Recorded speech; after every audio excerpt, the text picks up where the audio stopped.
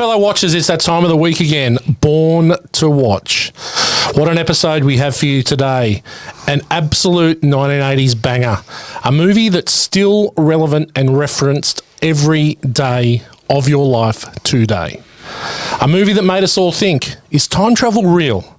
And if so, where's the closest Libyan nationalist group with some spare with some spare plutonium?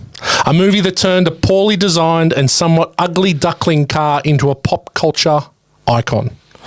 A movie that poses the question that if you went back in time, met your mum, discovered she was a horny minx, would you consider the inconsiderable? Of course, we're talking about Back to the Future, a movie that made a short, nerdy TV star a global sensation, and even the Avengers based their own time heist on it in Avengers Endgame. Now, let's meet my fellow space zombies from Pluto. G-Man, how you going? Good morning, fellow slackers. Looking forward to this trip down memory lane. Haven't watched Back to the Future for a long time, but it was something we all grew up with, I guess. Dripping with nostalgia. Yeah, so looking forward to getting into this one. Yeah, this should be fun. Damo, welcome. Thanks. Doing your double denim Marty McFly look today. Well, it's not actually double denim. It's a denim jacket and they're cargo pants. So it's definitely, there's no double in there, but there is a single. But yeah, this is my 16th episode now. So the countdown is on for my 18th, which is, as we said, we're going to celebrate my Greco-versary, which is in honour of Richard Grieco being in 18 episodes of 21 Jump Street. Nice, we're almost there. We're nearly there. It'll be there before you know it. Yeah. I thought you'd have the puffy life preserver on for sure, Dave. Oh, yeah, I know. You've got one. I do. I've actually got like 3. Oh, no doubt. There you go. Do you have a red one? No, I don't. They're all black. Black and black. Black slimming. It is, yeah. Yeah, required by you. Yes, that's right. I know. I'm over 80 kilos now. Wow. Whoa. I haven't been 80 kilos since birth.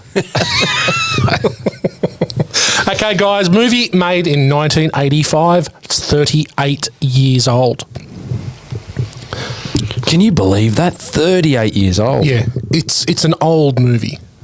I'm going to set the over and unders at 38. Oh. Now, we've got an overs and unders here from Josh, your boy. Yep. So let's start with him. Now, how old's Josh? Josh is 13. Okay. Just turned 13. He looks 21. He's tall as all hell now. 7'4". He's going to turn into baby Huey. What's his overs and unders on this? Mate, he's at 4 already. Okay. All right. 4 already. Damien Giles. Yeah. What's your overs and unders here? Well, Josh and I are probably level pegging, I think, mate. But I think I'm 5. I think I've got him. Yeah. Just because of this latest one? Yeah, probably. But look, I haven't watched this for 20 odd years more. So it was something that I thought, I know it so well, I just never wanted to watch it again. But heck, I was glad I did watch it again. It's funny because you run the risk, I think, of not keeping a movie in your life and then leaving it, having such fond memories of it and then revisiting it. Yes. And we did this early on with Born to Watch, where there were some movies we hadn't watched for a while that we went back and we were like, Golden Child's one of them, where it really grated. The watch was a bit like, oh, geez, that wasn't as good. No, you tend to be a bit more critical, and especially when you're reviewing it for a podcast. Yeah. And that's a hard thing to do because you're trying to not take the magic out of it. Absolutely. So you're at 5. Yep. G-Man? I'd be close to 30. Okay. I'd say I'd be close to 30. Watched this a lot when we were young. I haven't watched it for a long time, but yeah, definitely seen this heaps of times. It's actually funny because I've watched it so many times. I was the same as Damo, thinking, I don't know if I need to watch it. Then last night I was like, well, I better put it on. I felt exactly the same, and I'm glad I did. Well, so am I, because there's so many bits like the beginning that I'd forgotten about. Yeah. Like the whole opening scene and things like that. So it's so good. Yeah, because you just remember all the major bits, but there's so much stuff in there. They jam so much in those first 10 minutes. Yes. Yeah. They're all set up. You just go, oh, right, yeah. But it's so, and I've got it in Good, the Bad, the Ugly, that it's so slow. The opening is so slow. And because it's just allowing you that time to breathe before they go, no time to breathe now. Yeah. Because we're rocking. Yeah. Look, funnily enough, I'm in excess of 38. I'd be over 50. Again, a video shop darling, but I haven't watched it for a while. I did revisit it with Luke as a young kid, and I have revisited it with Belle. So I'm probably maybe 4 years removed from this that I've not seen it, which for me is a pretty long time.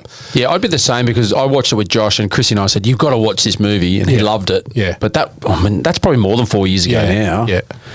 But yeah, so I'd be tipping over 50s, I would think, and it was an enjoyable rewatch, I must say. Yep. Yeah. Gale, why don't you tell us a little bit about Back to the Future? All right, but the tagline, he's the only kid ever to get in trouble before he was born.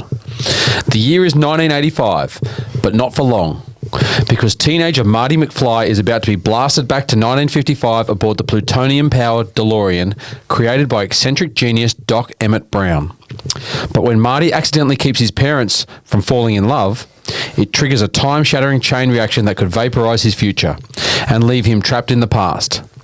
Now, Marty's last hope is to change history before the clock runs out on his only chance to get himself back to the future. This is an unrivaled adventure you'll want to experience time and time again. Yeah, that's a pretty good synopsis there. Vaporized is a good word too, because that's a bit underutilized. But also, I actually forgot about the vaporization sort of part. Yeah. Yes. That's one of the few bits I did sort of forget. Yeah, the photo. No, not the photo. Him when he's playing his guitar. the guitar. Oh, yeah, when he starts, I can't play. Yeah, that bit. That's me on a good day. Yeah. We'll get to that scene too, because I'd like to talk a bit more about that scene. Yeah. Right. Okay, who's shaking their legs? Who's rattling the table? We need to stop. Don't know. No, it's not. That's what I heard. I think that. Okay, Gale, it's tighten. It's a wobbly. No. At the top here, these things. Tighten that. Okay, hang on. No. That? It is a wobbly one, that one. It's the top. Oh, there you go. I tightened it. Toit. It's got to be toit. Mate, toit. Is it toit?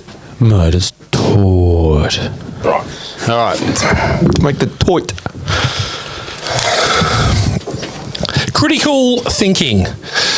Okay, this movie rates 8.5 out of 10 on IMDb and is certified fresh. 93% on the tomato meter. No doubt. And 94% audience score. So whatever the metrics are there, certainly working. Yep. Now, 8.5, it's in the top 250 movies on IMDb, and deservedly so. Deserves to be there, I think. Well, also, it would have missed out on a lot of votes because IMDb came around a lot later than Back to the Future. Yeah. But it's still 8.5. And I think 8.2 is the cutoff mark for IMDb to be in their top 250. So 8.5, it's sitting really well. Okay, a good review from Joseph Gelmus from Newsday. Back to the Future, the best comic strip movie I've seen this year. It's well made, lighthearted, and exactly the right length to give you excitement and laughs and a few surprises. And then it's over. Sounds like me. Yeah. Leaving you feeling good. Doesn't sound like me. Yeah. Debatable. No, that's it. Yeah. Well, I think it's quite an apt. That's good. I reckon Joseph's on the money. Joey G. Nice work. Joey G. Okay, we've got a bad one from Rexy Reed from the New York Post. Lost in confusion.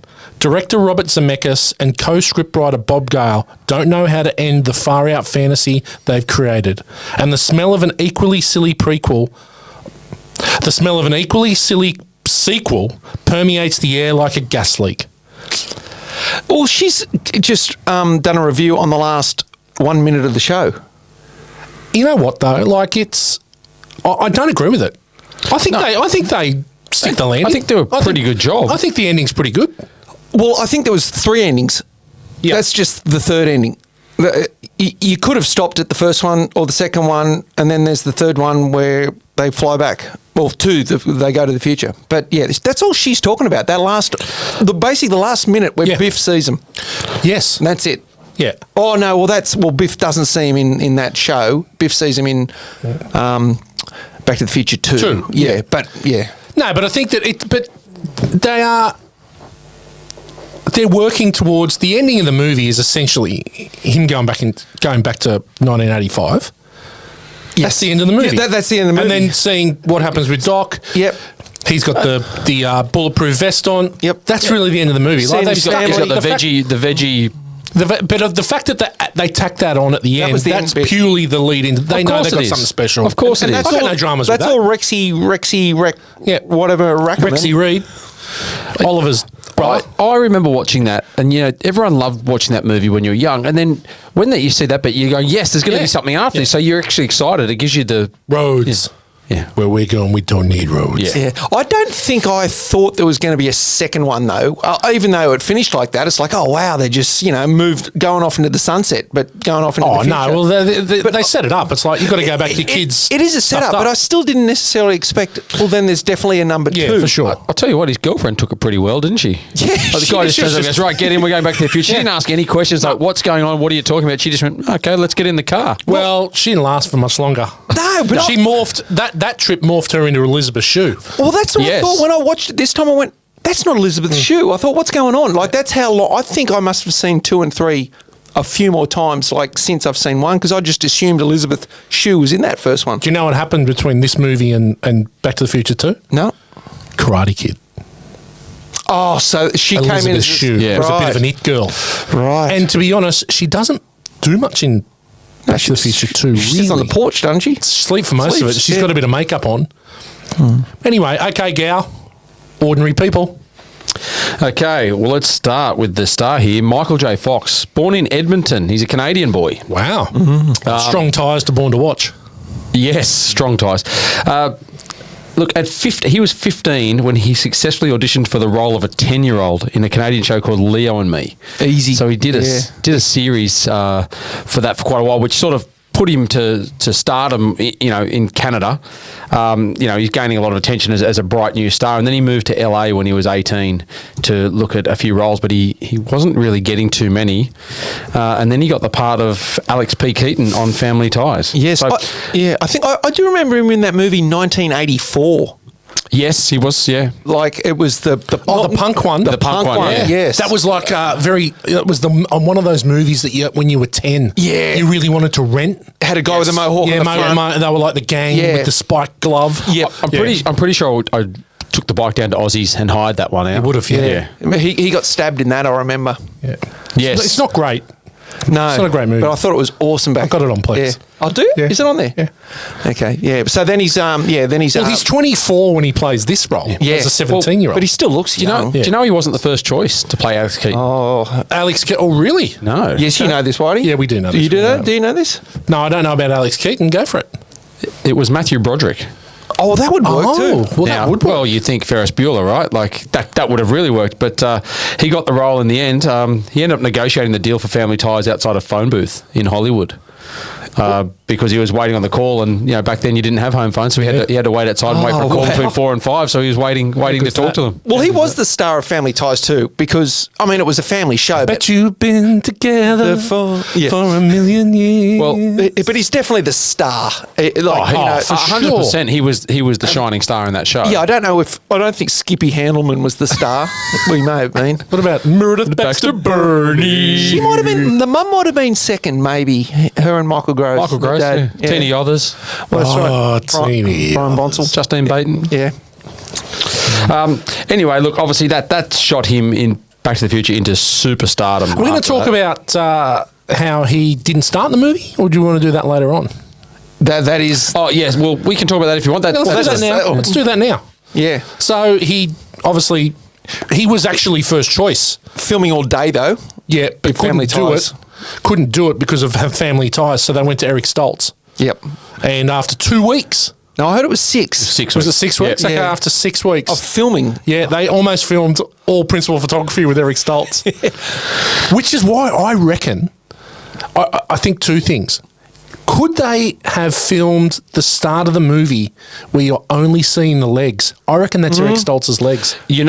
When he's driving the DeLorean, that's Eric Stoltz in the car. Yeah. When he's driving around the car park before he goes, because they just didn't reshoot it because it's too far away to tell, right? There's no point. But that's Eric Stoltz there. So I was thinking last night, I reckon that's Eric Stoltz's legs.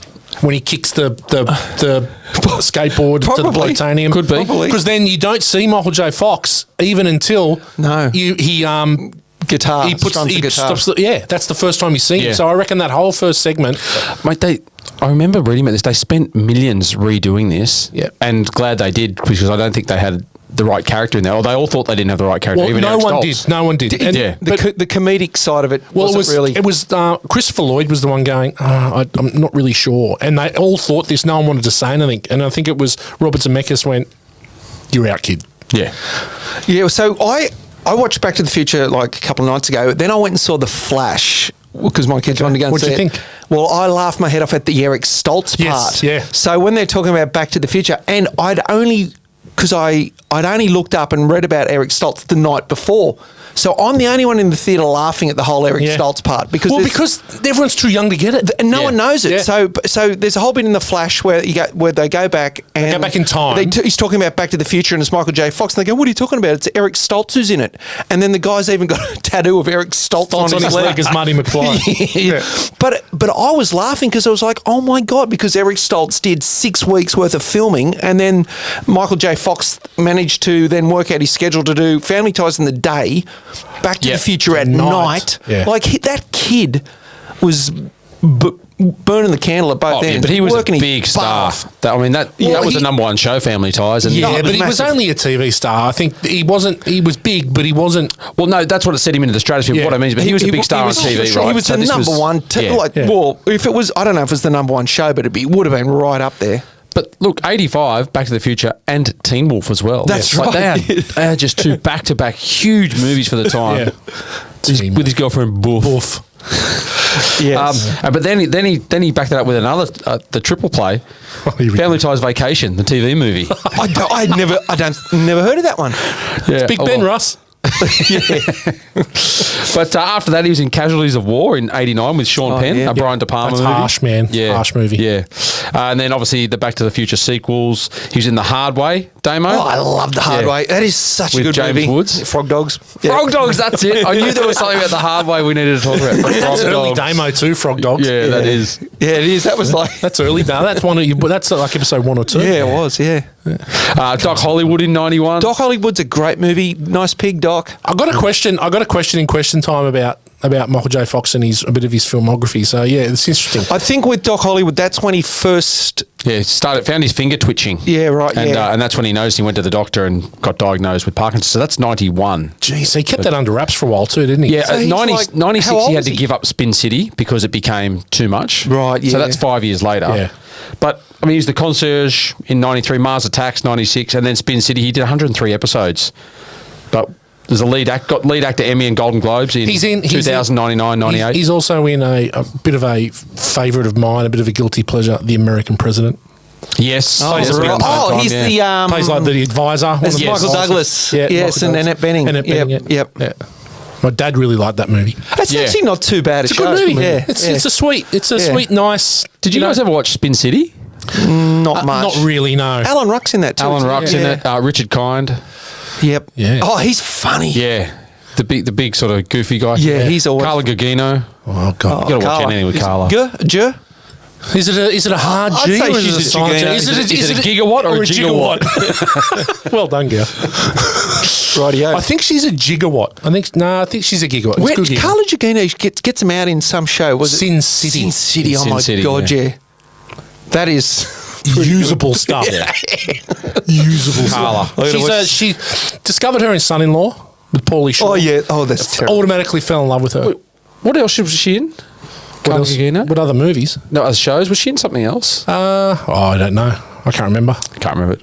Oh, I'm thinking of Daphne Zuniga in Melrose Place. That's what I was thinking. She was your favourite. Oh, girl. yes. You loved Yes, it. yes. You loved a dark brunette at that Yes. stage of your life. You've moved on to a flaming redhead now. That's right. Yes. All right, where are we? Okay, so Stuart Little. He did the voice of Oh, Stuart yeah, Little yes. in the franchise movies. He also had the Michael J. Fox show for a couple of seasons. And most notably lately is The Good Wife. He's done 26 episodes with Juliana Margulies and Chris Noth. Okay. Mr. Big. Mr. Big. All right, so Christopher Lloyd, he did a lot of early stage work, a lot of You can tell he's that sort of yes, style. yes, but he made his film debut as the psychiatric patient Max Tabor in One Flew Over the Cuckoo's Nest. Right. Yeah, I watched a bit of that the other night. Yeah, good movie. God, mate, it's so amazing. Yeah, it's really good. Really good. After that, he was in the sitcom Taxi. Do you remember that that show? was with Danny DeVito. Hold me closer, Tony Danza. There was heaps of people in that show. Yeah. Who was the comedian? The Man in the Moon. Was Peter Boyle in it? Peter Boyle was in it. Yeah. Well, he was in Taxi Driver as well. Peter Boyle. All right. So maybe I'm getting the Taxi double. Yeah. Andy Kaufman was in it, I think. Yes. That's what I'm thinking of. Anyway, yeah, he did 84 episodes of that as the drug-using taxi cab driver Jim Ignatowski. Ignatowski? Name. Yeah, I like it. Polish. Yeah. He was in Star Trek 3. He was Scrooge, one of the Vulcan kings in The Search for Spock. Oh. Yeah. Two in the pink. Darth Vader from the planet Vulcan. Yes. In Back to the Two Future. in the pink. Yeah. Two. And then obviously Back to the Future, Who Framed Roger Rabbit in 88 as Judge Doom. And then he was in the Dream Team with Michael Great. Keaton. That is Peter a Boyle. funny- The advertising one. That is a great... No. The Dream Team's the one where they're full mental psychiatric patients. Yeah. Oh, And they break out. Michael Keaton takes them to a baseball game. Yes. Breaks them, mate. It's Yes. hilarious. Yes. Yeah, Stephen First, Peter Boyle. Yeah. So funny. He was also in Suburban Commando with Hulk the Hulk? Hogan. God. Yeah, and Shelley Duvall as well. Oh. Well, I think that won It's a an different Oscar. cast. A Razzie. He played Uncle Fester in 91 in The Addams Family. Yep. And he's pretty also good. in Dennis the Menace. And most lately in The Mandalorian. He was Commissioner Hellgate. Yeah. In an episode of The Mandalorian. Great show. Got off the rails. It's lost me. Yes. Yes. But look, Doc, that character is fantastic. He so does. good. And I'm sure we'll get to this. Yeah. He makes it his own for Him sure. and Marty together. Yeah. There's questions that might need to be asked there, but they are so good. Yeah. The chemistry between them brilliant. is Yeah, incredible. really good. But look, a couple of sliding doors for Christopher Lloyd. He was considered for the role of Jack Torrance in The Shining, which went to Jack Nicholson. Okay. Yeah, well, you can't see anyone else You can't. doing that. Once Jack Nicholson. No, but Christopher Lloyd... He would have been good. He could have I He's a think bit of a he- mad scientist. Yeah, he looking could play bloke. that role. Yeah. He was also considered for the role of Harry Lime in Home Alone, which was the Joe Pesci role. Right. Oh, yeah. Again, it's hard, right? Because he could have done it, but Joe Pesci. He brings something different to it, yeah. He's too tall. He'd be him and Daniel Stern. Yeah, it'd be a tall off. Too tall. Yeah. Tall off. Two Morgses. Yeah. Conks. Yeah. Got it all. Two Maldens. Two Maldens. Two Skeksis. All right, let's move on. Leah Thompson. Now, she was a ballet dancer and had dreams of becoming a ballet dancer her whole life. Like, she'd done that as a kid, but she was at the American Ballet Theatre Company, and then she met Mikhail Baryshnikov, who told her she was a beautiful dancer, but too stocky. I suppose you got to be pretty honest in ballet and pretty brutal. I think to make it to where she wanted to make it, They've gotta be that's what it waves. was. Well, yeah. I'll tell you what should have been said to Mikhail Baryshnikov. You're an amazing dancer. You're not a great actor. And you're ugly. You're not in Sex and the City. Well, that's how are the you truth. rooting the lead? That's the truth. Yeah. But look, ballet is it's Brutal sport. The most brutal, I think it would have to be. your I've toes seen Black got Swan. I've seen Black Swan. If the lesbian scene. I've seen that scene more than I've seen the movie. Maybe we should do overs and unders of Lesbian scenes? Yeah, well, I've seen this movie, but that scene, it's a 30. Yeah, I've said 60. That's 4 boxes of tissues, that scene. Yeah. All right, her first role, what do you reckon it was? Is it All the Right Moves No, with Tom Cruise? no, that was after that. I don't know. Oh, it's not Red Dawn, is it? No, that was after it too. Is this a this is TV a show? cinematic masterpiece. Oh, is it Mr. Goodbar? No, it's not Mr. Is this Goodbar. Suburban Commando with Hulk Hogan as well? No, it's Jaws 3. Oh, she is too. She plays a girlfriend. She's Kelly Allen Bukowski. Yeah, she plays She's the water ski bunny. I think she plays Sean Brody's girlfriend who gets eaten. She's the water ski bunny. Yeah, it's the young Brody's son gets eaten. Was that the one we said Michael Caine was in that as well? No, that's Jaws of Revenge. Did you know? Did you know that Michael Caine was in Jaws 4 The Revenge? Right, not 3. No. But yes, you're right there. She met Dennis Quaid there and he became her fiancé for a while and her acting coach. D. Quaid. Yeah, D. Quaid. acting coach. Come to my caravan. Let's act. Yeah. Let's do the love scene work this again. out. Let's do the love scene again. But yeah, so that led to All the Right Moves, where she acted opposite, obviously, Tom Cruise as Lisa, and then she was into Red Dawn in 84, Back to the Future 85, Some Kind of Wonderful 87. She's on a bit of a tear, to be honest. Dennis the Menace as well, that Christopher Lloyd was in. So, and then she was the principal character in Caroline in the City.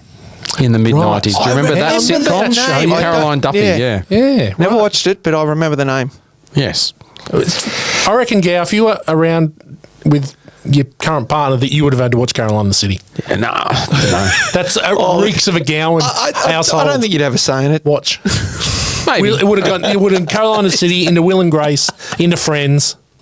Yeah, I never got into Caroline in the City. Nah, but you. Will and Grace I liked. Will and Grace is a good you show. were made to like it though. You were made to like it. No, I liked it. I liked it myself. You couldn't have. Yeah, you did? Good flick. Okay. Okay, Gale. All right, Crispin Glover. Just going to say, just Leah Thompson here. Do you reckon all 1950s teenagers were as horny as she was? Oh, mate, she was the best. She was so super horny. Yep. I know, it's so funny from the start when they say, "Oh, Mum would never do this. Mum would never." Yeah, that's the whole. That was brilliant. Mum was a massive minx. I think that was brilliant. The way they set that up like that. Super horn bag. Now, Crispin Glover. Let's talk about, mate. He had a bit of a start to his acting career, a bit like you, Whitey. This will be good. He was a lead in the stage production of The Sound of Music. Oh, Did he play Von Trapp? I don't know if he was Von Trapp. Well, not many can. Not many. Maybe he can was pull it 16 going on 17. I don't know. off. He might have been a better him. Oh. Yeah, I can forget his name. Klaus or whatever. Yeah, I can't think of his name. The postman. The yeah. postman. I don't know. Or he could have been. He doesn't look like one of those. Could he have been one of the kids? He doesn't look like the kids with his hair colour. Yeah. Well, that's probably matters, but yeah. But yeah, that was it with Florence Henderson from the Brady Bunch. So she was in that as well. Floho. Yeah. Yeah. And then that led him to some guest spots in Happy Days. He was on Hill Street Blues. Great show. And Family Ties. Wow. Yeah. So he's a weird dude, Crispin Glover. Very, I love him. Seriously, you're all over Crispin Glover, but he's a weird dude. He's really weird, and like in Charlie's Angel, we get sniffing the hair, the thin man, really weird. But I think I don't think he's acting. I actually think he's a weirdo. There was a story about him in making this movie that he was so scared. Like, it was one of his early movies, and he was so nervous and anxious about it all that he couldn't even read some of his words, and they had to write a lot of this down, and that's why his character is played like it is, because he was so anxious and worried about it. The first scene at the dinner table when they're watching the Jackie Gleason I'm laughing my head off. Him like... Oh, mate, he's so weird. He's so brilliant in it. I love George McFly. Yeah. He's so good.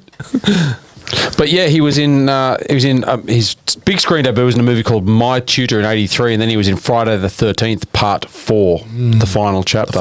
But he's in Twister in '89. Played Howdy in Twister. He was in The Doors as Andy Warhol. Yeah. Oh, right. What's Eating Gilbert Grape?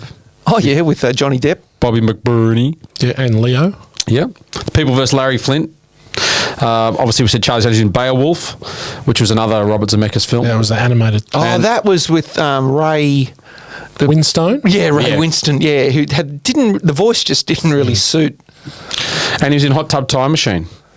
So interestingly, he's 3 years younger than Michael J. Fox. Oh, he is too, yeah, and his dad, yeah. And Leah Thompson's around the same age as too. Michael J. Fox. Yeah. Yeah, I think but they're about a month apart. Yeah, really funny. Yeah. That they had to play his parents. Yeah. She's a great sort, Leah Thompson. She is, but they aged her a bit. We'll get to that. They uglied her. We're going to get to that in Good, the Bad, the Ugly. Yeah. Yes. All right. So Tom Wilson, Biff Tannen. Yeah. Brilliant. He had a couple of early roles as Chip in Knight Rider, and he played Moose in The Facts of Life. Facts of Life's come up a couple of times recently. Take the good, you take the bad, take the rest, and there you have the facts of life. Oh, God. The Facts of Life. He was in Action Jackson, Officer Cornblower in '88. Action Jackson. Wow, that's a Sonny Payne go-to, Action Jackson. Hotter. Yeah. But look, he's been in he's done a lot of things, but not a lot of notable things. I don't think he's played a more rapey character. No. And we're going to get to that. Bully. He is one of the best bullies. Quintessential bullies. Of all time. Yeah. Apparently, I mean, he's done all sorts of different stage acting, singing, and he's a comedian. Yeah, he was a stage comedian. Yeah. But he's not. But apparently, he's a really nice person, totally, and he had to base this on bullies that had bullied him because it's not really his character. Although he plays it so well, he plays it brilliantly, incredible. Because he's a big guy. Like he's so he's got glass jaw. Glass jaw. Yeah. He gets belted a few times. He's got glass jaw. But he's a unit. He's solid. He's not just massive. a tall. He's a thick he's a piece of lumber. He's a human being. Yeah. And just finally, we'll talk a bit about James Tolkien because That's Strickland. Strickland. Yes. Top Gun. He was Stinger in Top Gun. He was in Serpico. He was Steiger in Serpico. That was his first movie, 1973. He was in War Games with Matthew Broderick and Alex Sheedy. Yep. Armed and Dangerous. And he was in Masters of the Universe. He was too. I think he plays he plays the detective. That's right. He's very unique, and he's the same sort of. You'd be flying rubber dog shit out of Hong Kong. Yeah. It is so funny. Like Strickland, did that guy ever have hair? Yeah. You're a slacker, McFly. Yeah, very funny. All right, moving on. So the gross for this movie was $212 million domestically, $173 million internationally, for a total of $385 worldwide on a $19 million budget. Wow! So that's for that year number one. $385 million. Rambo: First Blood, Part 2 was $300 million. Rocky 4 was $300 million. Rocky 4. Out of Africa was $258 million. And The Colour Purple was $94 million. But looking at movies critically, Out of Africa won everything that year. Yep. The Colour Purple got 11 nominations and 0 wins. Oh, jeez. Yeah, crazy to think that. But Out of Africa got 11 nominations with 7 wins, which included Best Picture, Best Director for Sidney Pollack. The Best Actor was William Hurt for Kiss of the Spider. Kiss of the Spider Woman. Sorry. And Best Actress was Geraldine Page for The Trip to Bountiful. Wow, I don't even know her. Wouldn't have a clue. Never seen it. Yeah. Just before we move on from there, I think it would be remiss if we don't mention Robert Zemeckis. Okay.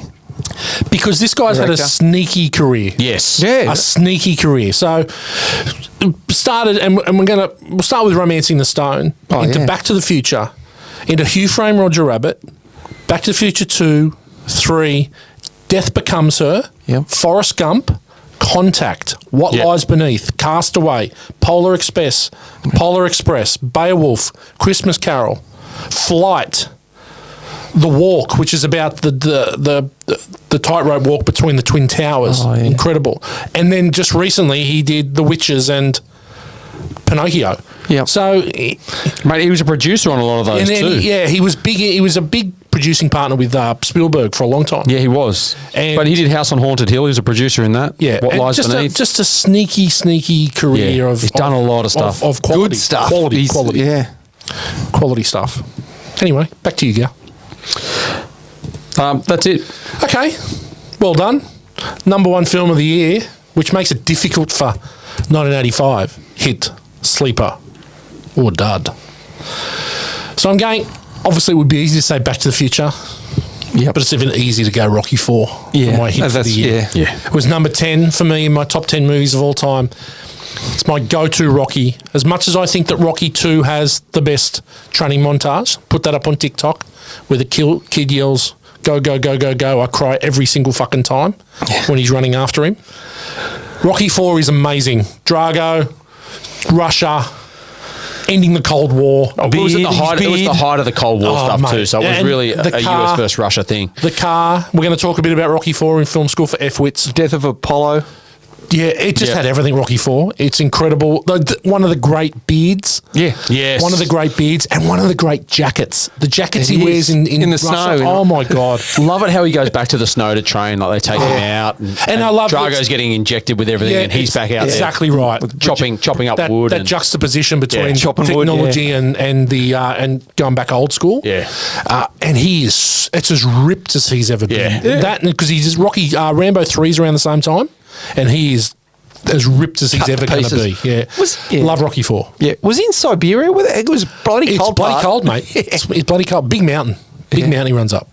G-Man, what do you got for hit? Oh, look, I can run with that. I had a couple swirling around. I had Commando. Yeah. Obviously, Porky's Revenge. Yes. It's in there. And the other one for me was Witness.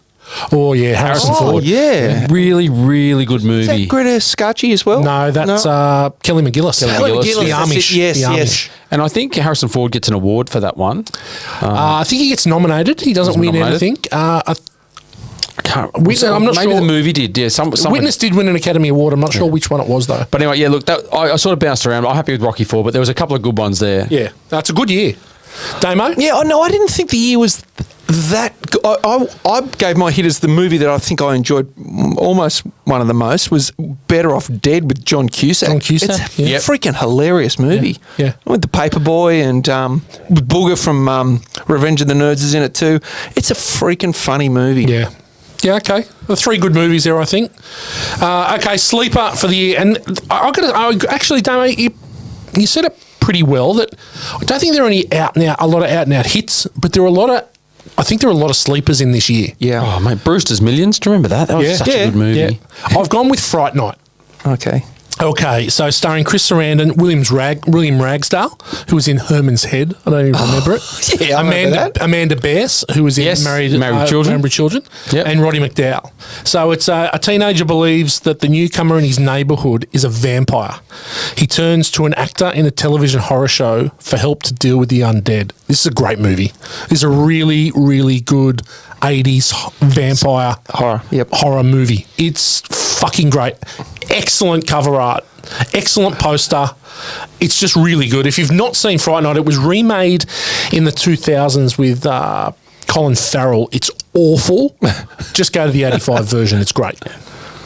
G-Man, what do you got? Well, I want to be different. I went to an Australian movie, and I remember watching this as a kid, and it is a cracker of a movie. Not We of the Never Never, is it? It's not We of the Never Never. It's Fortress.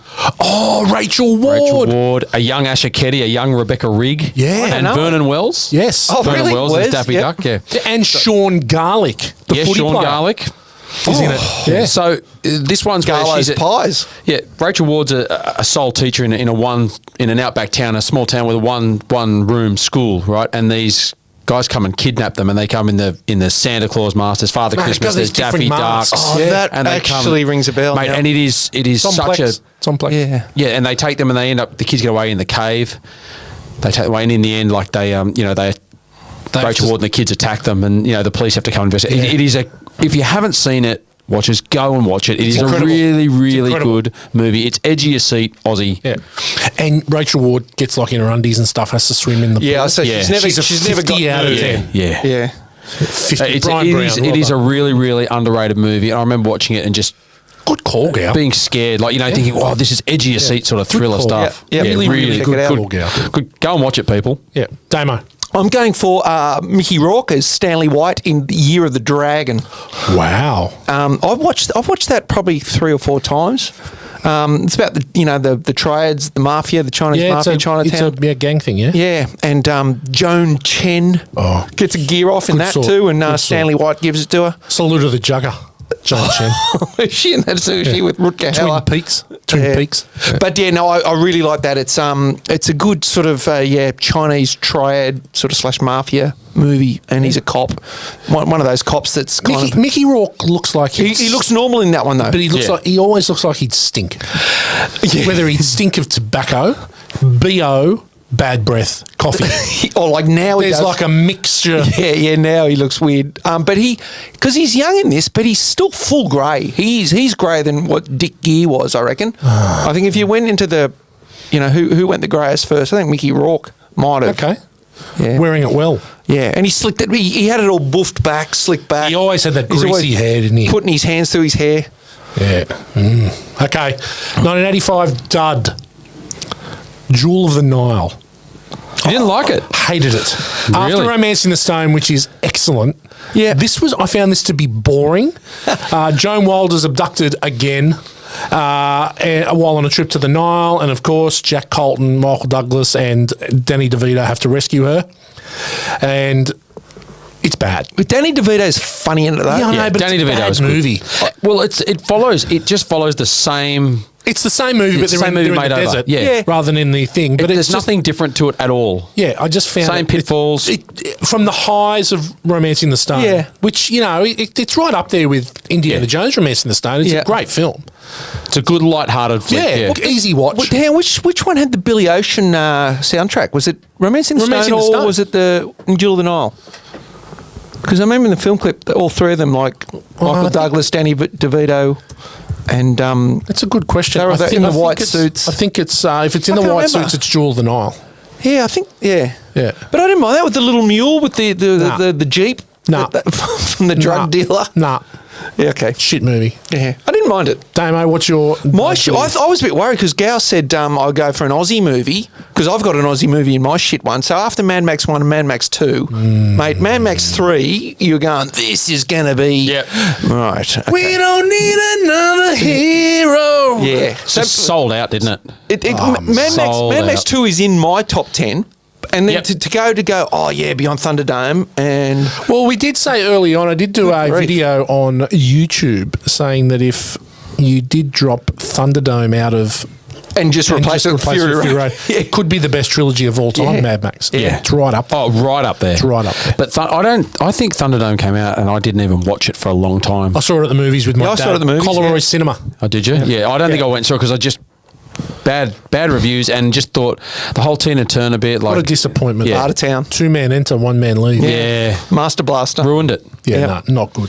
So, Damo, that was actually mine as well. I had two. well I had done. two, so that's great. We should have that meeting then. Yeah, we should have. But the other one I came up with, I just want to bring it up, was another Aussie one. I'll put it in there. Is Emo Ruo. Do you remember Emo Ruo? I remember the name. I Yeah, don't. it's an 85 Australian comedy about a young couple that moved from a caravan into their first dream home, only to find they bought a really terrible place. It's like the Martin Money Pit. Sachs from Blue Heelers. Really? Yeah, Joy Smithers. Wow. Yeah, it's an old Aussie movie. Emo Yeah, I've never Ruo. seen it. Never seen it. Never heard of it. Okay, well done. Hit Sleeper Dud. Now it is question time. Okay, so I understand that we can't... Okay, I'm going to start that again. I understand that they need to fall in love, but surely Lorraine doesn't fall for George McFly.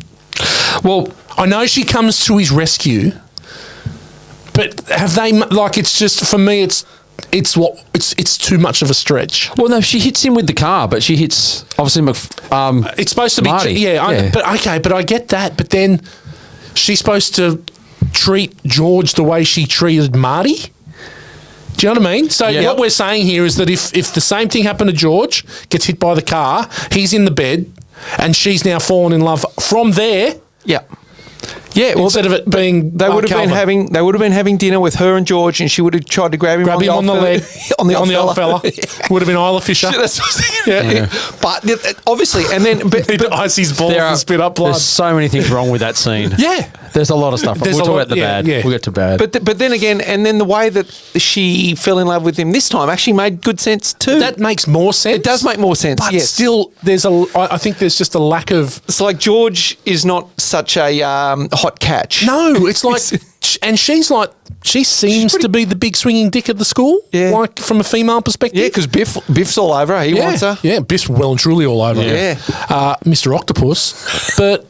Well, yeah. 1955 is a different time because he's up in the tree leering at her in her bra. Mate, not only that, bad, did you catch the bit where they said, another kid's been hit by a car out the front? Exactly. So it's happening all the time. So does that mean she is up there getting changed I think she's in doing it. front of the window? She's a minx. Yeah, I know. She wants it. She's loving Check it. me out. I'm going to get changed right in front of the window. Yeah. Any boys out there? Yeah, I'm here. Come and have a look at me. That scene doesn't age well. A bloke crawling up a tree with his binoculars No. to leer in someone's window. It's still nothing wrong with that. No. It's fine.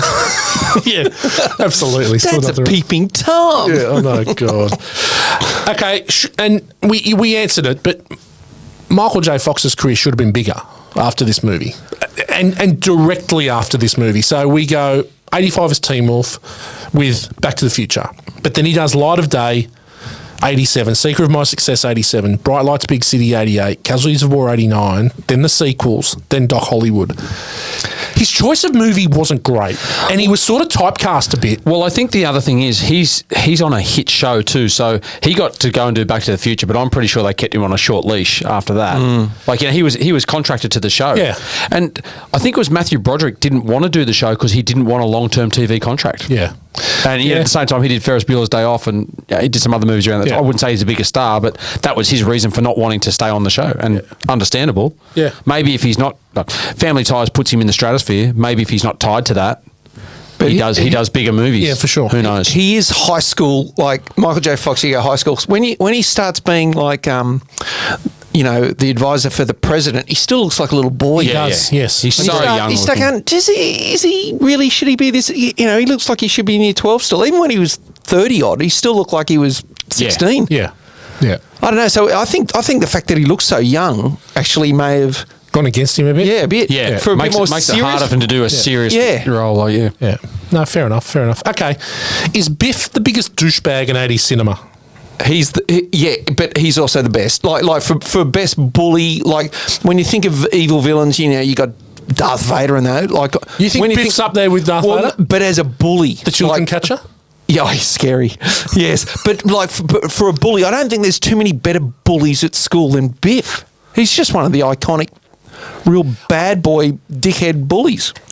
Do you reckon it blows me away because do you think life was like this? Do you think there were people like this that would walk into a diner and just pick on people? that struck me when I watched it last night. Thinking, In front no of the one in the whole diner, diner. or even the guy who runs the diner, Yeah.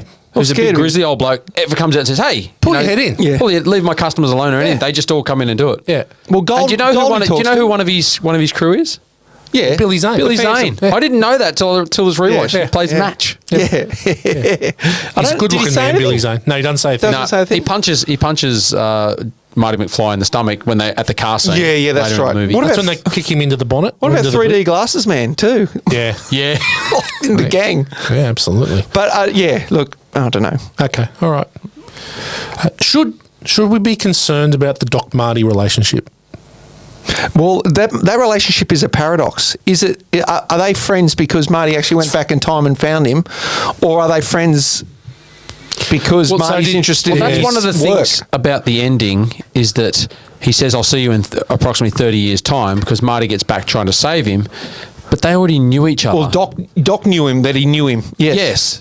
But Marty didn't your know. mate Marty didn't know that he knew him. I know, it's weird. Yeah. Yeah, it's hard to time play on that Back paradox. to the Future. Yeah, it is Yeah. a time paradox for sure. Yeah, well, that's the whole time So Doc thing. knew Well, there's a guy going to be born called Marty, and he's going to be the one that I'm going to put in my time machine. He knew this. Well, he ends up reading the letter, so we knew he read the letter. so then, at some stage, are there two Martys?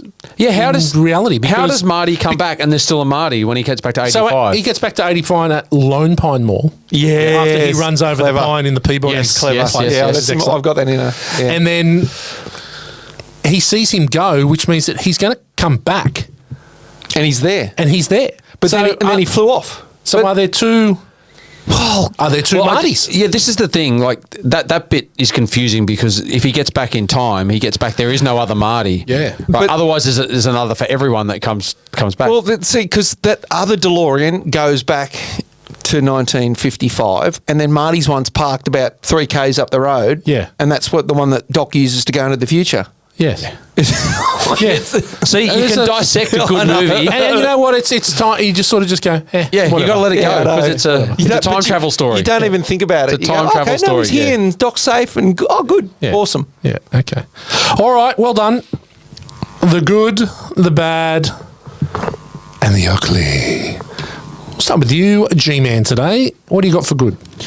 The good of this movie, one of my favourites of the 80s, is Huey Lewis and the News. Mate. The Power of Love, like Hip to Be Square, all those songs I loved in the 80s. Yeah, he was loved it. Loved Hey, it. I've got here in mind. Have we forgotten how big Huey Lewis was? He was fucking massive. Yeah. Yep. And he's really good. And he has a cameo in the movie. He does. Yeah, he plays the talent judge. Tell him to turn it down. Too darn loud. Too darn loud. I think that's For his awesome. own I think song. it's so Yeah, good. It's funny. Yeah. That version of his song wasn't that good. It was a bit too synthy for me. Yes. But But The Power of Love being the song at Yeah. the start of this movie is so, I mean, it was such a big hit. Yeah. Great. Loved it. Yep. Love Huey Lewis. And another paradox, was the song big because of the movie? Or was the movie big because of the song, because of the song? probably. They were, what do you call it? They were symbiotic. Oh, Symbiotic. well, you're doing jazz hands there, Bloody Gale. hell. Jazz hands. Look, the other thing I really liked at the start was Marty's oversized sunnies. Now, they weren't quite aviator. They They weren't were reflective, big, man. but they were massive. Yeah. They are Phil Mickelson style right now. They are Phil Mickelson. Yeah, he'd love them. We're never mentioning Phil Mickelson on Born to Watch again. That's the last time. But, That's your one pass, Gale. Okay, but honestly, those big glass, but they're not quite mirrored. And when he wore them into, like he wears them into Doc's place in the first scene, I'm like, oh my god, They're they big. are I awesome. didn't actually notice them. That's something that I normally go and have would a look. notice. They are Yeah. unreal. What about, but then talking of sunnies, what about Doc's sunnies at the end, which just look like aluminium? I'm like, the Oakley blades. Yeah, I'm like, how are you seeing through that? Like, they are the blast shield from Star Wars. Yeah, That's what they are. Yes. They're just a smaller version. They were, yes, future sunglasses. Yeah. What else you got, Gale? That's it. That's it? That's it for good. Wow, okay. Oh, I got plenty of things. All those setups galore at the beginning, all those, the checkoffs. Yep. Goldie for Mayor, Save the Clock Tower. Yeah. Strickland, he's riding a skateboard. He plays guitar. His mum was a nun. All these things that came back, all the payoffs. Twin Pines Mall. Twin Pines Mall. The day I invented the story, the day I invented time travel, the story these parents told of the day how we met. Yeah. So he knew all this stuff so that when he go back in time, he could then, try and, because he knew what was going to happen. But the acting, the cast, the acting was unreal. The pacing was brilliant. Yep.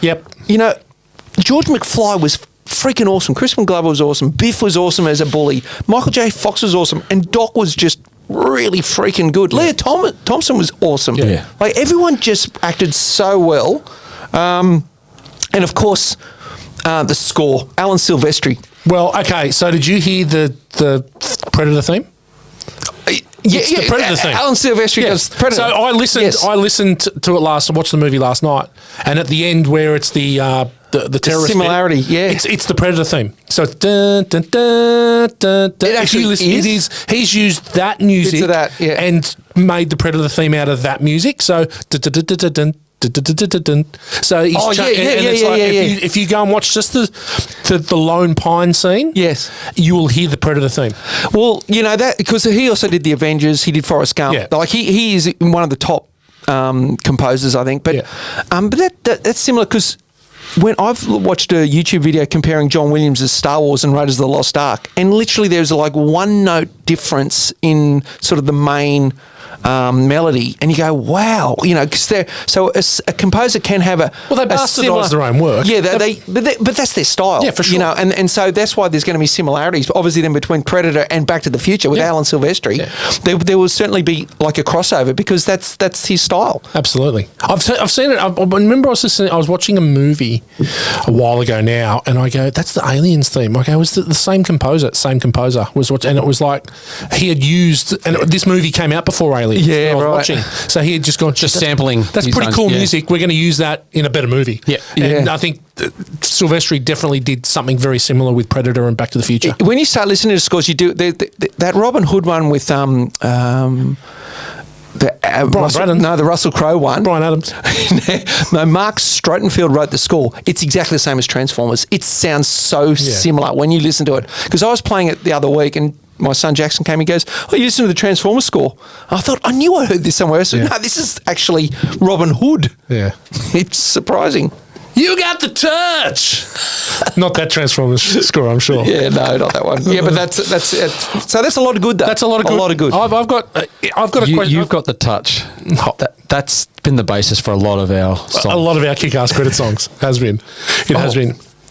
Who's doing kick-ass credit? You were supposed to, and I knew you wouldn't have. And we haven't. We'll give it a miss this week. It's all good. Okay. Because I did everything, and then I didn't. I knew. I only thought about it this morning, and I go, "There's no way you would have done Earlier in the week, I thought, I've got to do the kick-ass this week, and then I got so busy, and then last night I was sitting at home, I forgot to watch the movie. I did all my stuff, and then I started watching cricket, and then I was like, oh shit, I've got to watch the movie. Yeah, I didn't want to throw any more at you. I was going to write one, but I'm still recovering from my pathetic attempt last week. Your pirate shanty. Yeah. Let me see if I can get onto one today. Maybe I can. It's fine, G-Man. Don't worry about it.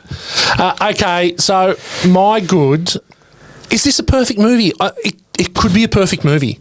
It really could be. Well, and it may not, and it's not. It's in my top 10. It was named in my top 10, I'm pretty sure. Yeah. I can't remember. But if it's not, it's just out. You can't remember what your top 10 movies are. I can't remember. It may be in my top 10, but if it's not, after watching this, it probably very well could be. Well, apparently they use this movie a lot in movie school, like in the States. They use this as something to use as a base to learn from. Yeah. As I said before, I love the opening. It's just so patient, and it's just sort of lulling you into this sense of security. As Damo said, all the setups, all the little setups that you're getting. Just part of a conversation. Yeah. Just quietly, how good is the Toyota 4Runner? The one that he dreams about. Mate, the car he gets at the end. Yes. The car, that is a fucking gives it the fist quality car. That is a quality car. And we talked about, Damo, you talked about Michael J. Fox and Christopher Lloyd. Now, I think there is a really understated scene where she knocks on the workshop door and comes in. Oh, yeah. And she's flirting with him, and Doc's behind Marty going like, oh, like he's just like going, what's going on here? His face is so funny. I know, his face is awesome. Laughing my head off at that. The other thing I noticed in the background was the Triple X Cinema, which was big in the 80s. I forgot about that. Yes. And so when he gets back, he looks at it and he goes, yes, it's all back to normal. But the movie that's playing is called Orgy American Style. You know what? And we're going to cover that soon on Born to Watch. That will be covered. Yeah, that's a good movie. Yes. But I was thinking I was looking at that in the background and going, that is odd to have that. When they're having their nice little chat on the clock tower, they're talking, little girlfriend, boyfriend with Orgy American Style written behind them. I know. It's like, that's weird. It was a bit weird. They really nailed the feel of 1955 and 1985. They really nailed that. Oh, the diner, the little square around town, the car, going around with all the election stuff, like all that kind of thing. Okay, G-Man, what do you got for bad? Look, I had to try and delve in because, as we said, you got to let this movie just play out and take some of the bits. It's a time travel movie, so there's going to be a few glitches, but it's not a documentary. Hey? It's not a documentary. No, it isn't. Yep. I didn't understand that Doc Emmett's a scientist. I know he's a mad scientist, but when he's getting the DeLorean with Einstein in it, and he gets it to run straight at them, he goes, when he gets it to speed, we'll just run it straight at us. Now I'm like, you're a scientist. Surely you're going to do a test and go, it's going to go across this. We've taken it to the big car park. I'm pretty sure that at 88.8, you're going to see some serious shit. Yeah, that was funny. But that's just thinking, and then Marty's sort of trying to get the one. He's like, no, come stand here. I was like, that reminded me of Ghostbusters when they turn on the proton pack and they're like, move to the side of the lift. But I was just thinking, like, it just sort of stood out. Like, why would you do that? You go, well, I think it's going to work. And you've got this whole car park. Why would you just let it race by and see? If it doesn't, we're dead. He had 100% belief, though. Yes. The other one I got was when the Libyans start shooting at Doc, and they come around the corner, they start shooting, and then they shoot the truck, his big white truck silver truck behind him, and there's all the sparks coming up from all the bullets, and then there's nothing on the truck. The truck's not damaged in any way, shape, or form. Is it an X-Shin bus? It is. It is exactly that. Because he's standing like with his back on it, and that all goes around him, and then it's just pristine. Yeah, they made trucks to last back then. No damage to the truck whatsoever. Bulletproof. Also, I know it was 85, but the tyre fires on the ground is a bit of a stretch. Because you can sort of see how. Right. When it goes into when it travels into the Well, Hill Valley looks like a fucking toilet. I laughed my head off on the school wall. It's got smegma written on the school wall. I lost it. It's the first time I'd seen it. Anyway, Damo, what do you got for bad? Bad. I suppose, and it's not bad, but the suspense build bits. Like at the end, the cord, comes out and then he gets the cord and then the cord can't reach and then when it reaches, then the other one comes out. It was like, oh my God. It was drawn out, wasn't it? How was he not dead, by the way? I know. So the suspense is the thing that makes it so good, but I reckon they could have dialed it back just a tiny little notch. But why did he go out that door on the clock tower when there was one on the side? And he had to call across. And I'm like, then there's one there. The ledge breaks, and that's what I'm thinking. Like, oh my God, they really this you got like 2 minutes. Yeah, it's what could go wrong here. Everything went wrong. Yeah. Whereas last week with Ocean's 11. Yes. Nothing went wrong. Yes, I know. Everything goes wrong in the last 5 minutes. That's right. The car won't start. Yeah. It's like, fuck, mate, give him a break. Everything. They say, if you're going to do this, you're going to take a DeLorean and do it in style. But that car broke down like five times in that movie. Well, I did hear the DeLoreans were generally a bit of a lemon. They were a lemon, yeah. Yeah, but it did kick sales. I've no doubt. This movie. Yeah. Well, they made a body kit for it. Yeah, they made the body kit. Yeah, that's funny. Turn it into a time machine. But that's pretty much it for bad. I suppose other than that, the Pepsi placement, product placement, there's a bit of that. Give me something with no sugar. Yeah, Pepsi free. Tab. But there was a Pepsi sign. There was, it was the bit of product placement. Okay, I've got The little yellow guitar at the start is super dorky. Yeah. Right. Get a tougher guitar. The one he blows himself up with. Yeah. Super dorky. Yeah, it's not a big rocking, And I've got to say, electric guitar, is it? The dial, he turned that dial to about 90. He just kept turning. It's not like it went to 11, it went to 90, that dial. Yeah. Mate, I'll tell you, if he put that up so far that it blew the speakers out, he's not hearing anything ever again. He's not. He's almost dead for dead. life. He's almost dead. I've got, as I said before, Hill Valley legitimately looks like a gang zone. Like, it doesn't want to be where you want to raise your kids. No. Right? It's the toilet. It really is. I've got bad double denim. For Marty, bad double denim. Oh, yeah, but I've got issues with the jacket. He had his life preserver over it, though. Yeah, I've got issues with his jacket. The pants, the jeans I can sort of get. Stonewash 85 jeans. I get that. Stonewash, yeah. They were quality Stonewash 85. The jacket had some panels in the shoulders and stuff. Not big on it. I've got... Okay, so when the DeLorean has to get to 88 miles an hour, at the start, and it's spinning the tyres and the kilometres an hour are going up. They were. And it was at like 70 bike goes off and I'm like, what the fuck's going on here? The wheels were... the car was not actually moving. The car wasn't moving. Yeah. And I was like, mate, come on. I'd never picked that up before, but as you said, now you're looking for stuff. He also headbutted the car and it turned on, so... I appreciate that. I appreciate that more because there's been times when you've hit something and it's worked, but... It's like the Fonz. Oh, just hit the jukebox. Yeah, for sure. But it was a beast, though, to do a burnout like that. It was a 30-second... It was a 30-second burnout. Sit on it, Potsy. Oh, God, Potsy. Okay, and I've got the makeup. Yep. So the makeup and probably the makeup on Doc looks the worst. Oh, when they're older? When they're older. Yeah. So obviously there's George and Lorraine and Doc are the ones that it affects only, but Biff looks okay. Biff looks okay older. I thought George looked... Yeah, but you can... George looked young. You see the wrinkles and you see the makeup. Like it just... I know it's not an 85 and I'm really trying to find something to pick on here. Yeah. But I thought that, it definitely wasn't Academy Award makeup. Well, that's why in the second one, they said that Doc went to the rejuvenation clinic because they didn't want to have to go through the whole thing of doing all the makeup again. So they just said he found that, clever. Nice. To get around it. Nice. Okay. Anyone got anything for ugly? Yeah, just quickly, because we sort of touched on my ugly before, like George being a peeping Tom. The worst peeping Tom. The really most obvious. Really creepy. And then Marty falls into his bloody car and then George runs off. Leaves him lying on the road. So George is a douchebag. Yeah, not good there. The other one was, what sort of people find a kid gets hit on the road and the dad just yells out, I hit another kid. And then they take him and put him in bed, take his clothes for 9 hours. Take his clothes off. She took him off and she tickled his balls. He did all that. She already gave him a wristy while he's passed out. In his purple undies or his lilac undies. I've never seen purple undies before. But then when he wakes up, they just bring him down and go, oh, do you want some dinner? There's no call of a doctor or anything. And then they're like, well, you've had a bit of a hit. You might just want to stay the night then. So in my bedroom. He's supposed to be a 17-year-old kid. There's no concern for the parents. Yeah, the parents had no concern about it. They just wanted to watch. They wanted to watch their Jackie Gleason, right? Yeah. So I just found that odd to say, and he'd seen it. He's been asleep for all these hours. He's got a concussion of some sort, and then he wakes up, have some dinner, and then say, "Well, just stay the night. Like, don't worry about your parents." Yeah, well, because he did say they were out of town or something, though. So he did, but it was funny because it's like this is another thing with the mum. So she's taken his dax off. She's done the nurse from American Werewolf in London. Yes, she has. She's had a look. She's got, and that's why, like at the table, like.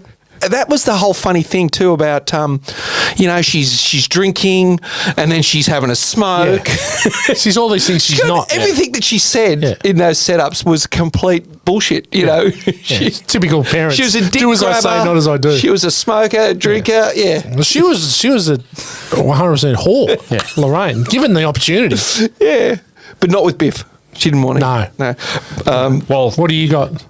Well, I found the bit in the opening, probably must have been 5 minutes, 10 minutes too, when Marty was with his girlfriend and those two girls in the aerobics gear walked past. Oh, yeah. And he fully went down perving at their asses and he got away with it. Well, she said she loved him after that. He got away. I'm thinking, how could he have got away with that? it was like she just sort of then grabbed his face and pushed it straight forward again. Like, I stopped perving at those two girls' asses. Well, Poison wrote a song about that. You can look, but you can't touch. Yeah, it was the most It's obvious. 85, yeah. It was the most obvious perv. It was like, this kid, and with his girlfriend watching him. And I was, how did he get away with that? Yeah. He's done pretty well. But and those 3D glasses, like, seriously, they were the same as the glasses as that guy that wore in Big Trouble in Little China. Yes. Almost as bad. It's like, to obscure your vision. Yeah, it's not cool. It was. It's not cool. Okay, my ugly. Biff's a rapist. Yes. And he was going to rape Lorraine in the front of the car unless George came and saved the day. Yeah. He's a dead set rapist. She's literally said, help me. Help me. And people, it's obviously something's going on in that George, car. help. And no one came to the rescue until Biff got knocked out. Everyone ran over to help Biff. Or see what was going on with Biff. Lorraine's about to get raped in the front seat of the car and no one gives a rat's ass. But she's obviously very forgiving as well, because here's the guy who tried to rape her 30 years ago working at their house. Yeah, good point. You probably wouldn't have a relationship with that guy. That seems a bit heavy, isn't it? Like, you Yeah, don't forget how heavy that was. Like, he just gets her in the car and shuts the door. Yeah, but when you say rape, it's all, like, it's heavy, but they kind of make out like he's just, raping her. Yeah, I know, but because the movie is sort of this fun movie. But this is funny, right? This is what it is, and this is where it's time machine. Literally, you've got to go in the time capsule, and you've got to think for 1985.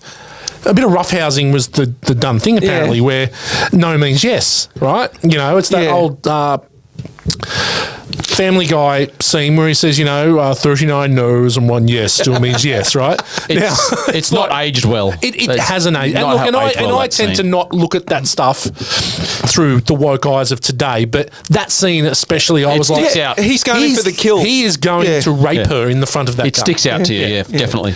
Yeah, anyway, okay. Well done.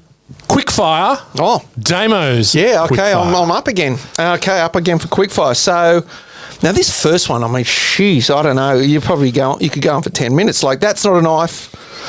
A scene or scene that have passed over into popular culture. Yeah, I've got the DeLorean. DeLorean, Easily. 100%. Flux capacitor. Easily. Flux capacitor. Because everybody talks about the flux capacitor. Totally. I got the actual time travel law, because I think a lot of people still revert back to this in Back to the Future. Yep. I think the movie itself is... Yeah, I think where we're going, we don't need roads. That's Yep, definitely. Everybody knows that. That was right? used in some advertising campaign or something. Yeah. Actually, Back to the Future was used by the Penrith Panthers when Mark Geyer and Brandy Alexander came back to them. Like, they both went to different clubs, and then it was Penrith Back to the Future. Yeah. Well, just the name. Yeah. I just think the whole movie. George McFly, Marty McFly. Yeah. Oh, what about McFly? Knock McFly. McFly, like tapping someone on the head. You're a slacker, McFly. You're a slacker, yeah. Like, just... Yeah, it's the whole movie. There is so many things that have... It's the vibe. It's just the vibe. It's Marbo. Now, this is probably an easy one. The Phillips Stuckey Award for the biggest douche nozzle. It really can't be anyone we could almost, we're not going to, we could almost make change it to the Biff Tannen. But there's no bigger scumbag in the history of cinema and dick than Philip Stuckey. Yeah. Oh, yeah. Than George Costanza in Pretty Woman. Wow, No, he was bad. He was another raper. He just thought because she was a hooker, he could have a sly rape in the lounge. Yeah.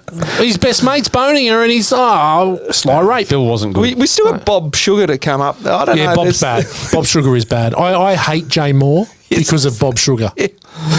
Oh, no. Okay, so we're all in agreement. Yeah. Biff Tannen, you get it?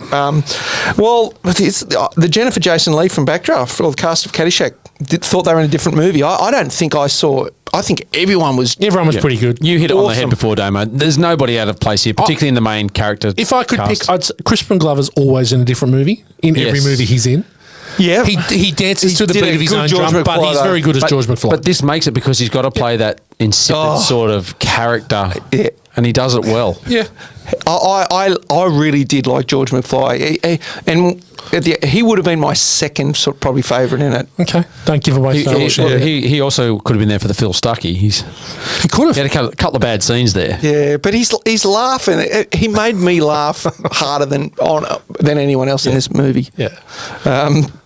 Okay, so the Kim Mills from Taken for poor sporting prowess. Why did you see anything? There's not much in this. Like, I think I was I was concerned maybe with George's punch, but his punch is it's a massive haymaker, mate. Yeah. That was mine. It's a terrible punch. It's a terrible punch. He curls punch. the hand up and he throws it right out wide. Yeah. It's not ideal. Like you wouldn't get that at Chroma Community Centre again. You do not throw that in Shotokan like that at all. No, but I suppose then you could say like Biff with his glass jaw.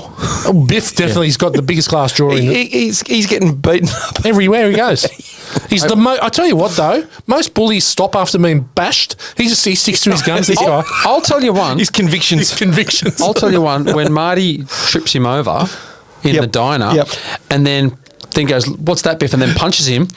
The three mates behind him, Marty just runs and taps them and they all fall down in a row. Oh, did they? Yeah, they did. Go back and have a look. They all just fall down in a row and he just runs past. It was like how does one guy run past three guys in a diner? Yeah. And he's just punched his mate. But I like how Biff fell for the, hey, what's that over there? And Biff looks around and gets punched in the head. The old, what's that behind you?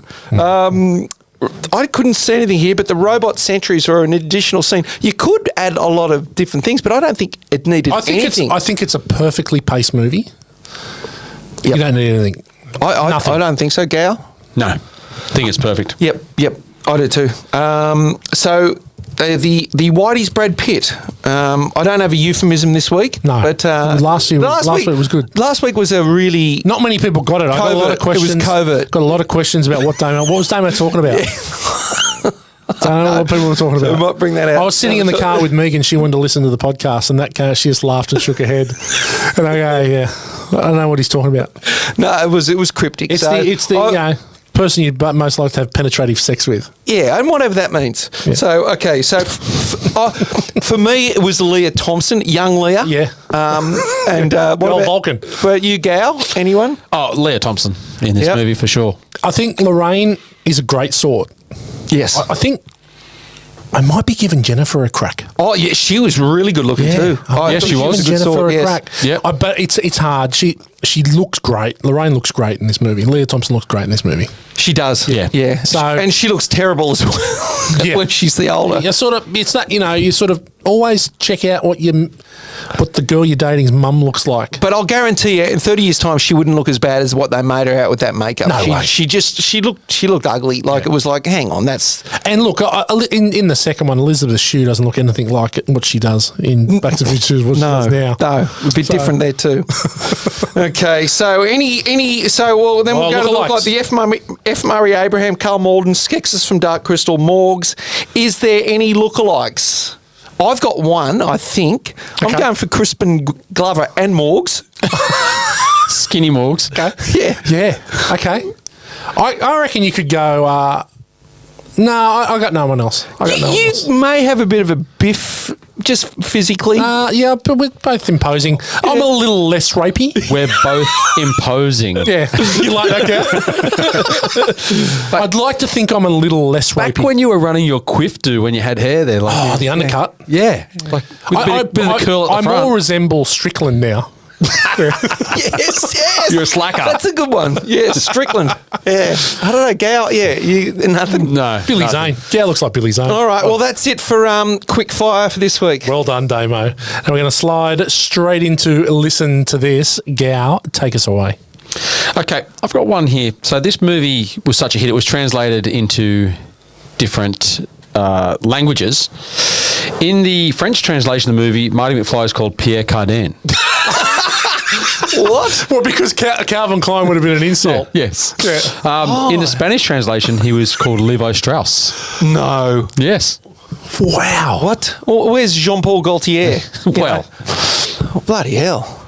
But yeah, look, the other one is, Whitey, you said before when that the graffiti on the wall, and when they're ending in high school, when it's run down, the smegma's there. There's a piece of graffiti that reads on the wall, Lorraine de Calvin. Oh, really? So and that's a bit of a foretelling of what's going to happen. Yeah. Right. There you go. And a bit of an Easter egg. Okay, Damo, you got anything? Well, you mentioned before, but I'll just go on a bit about the naming of the mall. It was called Twin Pines Mall when they left. Yes. But when he landed in 1955, he ran over that pine tree. Yep. So there was only one pine there, obviously, in that same area. So when he went back to 1985, that mall was actually called Lone Pine Mall. That sort of detail, very clever, is and also too, when they're in 1984 85 at the beginning of the movie, looking at the clock tower, the ledge is intact. When in 1955, when Doc crawls across, he actually breaks the ledge. Yes. When they go back, when there's the drunk guy sitting on the seat, the ledge has... It's broken. Yeah, so in 1985, the ledge is broken. So all these little attention to detail things, it's absolutely brilliant the way they did it all. So you know where the Twin Pines or Lone Pine Mall is the Peabodys, where he crashes, right? Yeah, well, yep. You know that they're the Peabodys and the son's name is Sherman, as in Sherman. Oh, is it? Yeah. Radio. How cool is that? Well, and also at the beginning you mentioned, well, I read it was called Spaceman from Pluto. Yeah. And that was the name, the working title that the goose at Universal Studios thought would be the movie. And Spielberg was like, I'm not even going to fight this. I'm just going to pretend that I'm misinterpreting this as it's some sort of joke, because no one would ever think this movie would be called Spaceman from Pluto.